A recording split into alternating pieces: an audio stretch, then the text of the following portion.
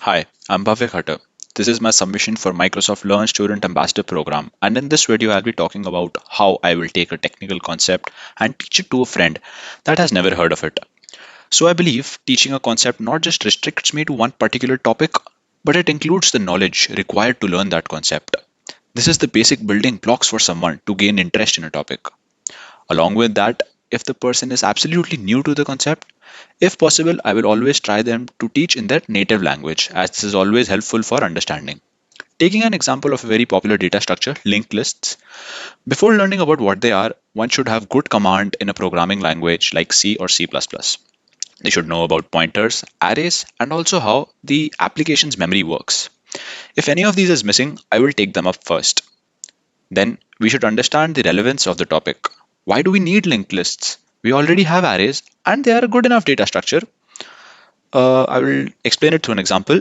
Suppose I'm a consumer and the camera in front of me is the memory manager of the computer. I ask him, hey, give me space to store 5 integer values in the computer. The manager creates an arrays by allocating integers in a contiguous block of memory. Now I ask him to add one more integer to it. Now the manager is confused. Manager assigned an array for only for 5 variables. Now he has to allocate memory for 6 integers, and for that he will have to create another array, copy the first array into the second array, and then add the sixth integer. This looks fine for small data sets, but when big numbers are involved, it is not good. So now our manager assigns them in a different way. For each integer he has to store in C language, he will define a type named node, something like this, pick up a random memory location from our computer, store the integer value along with the address of the next integer. He returns to us the address of the first node via a pointer, which is also called the head pointer. This is what we call linked lists. Head data may or may not be stored in contiguous blocks of memory, but it is accessed only by our head pointer. Now, it is very important that one should clearly understand what happens in the application's memory. How does it work? So these are the four basic parts of our memory.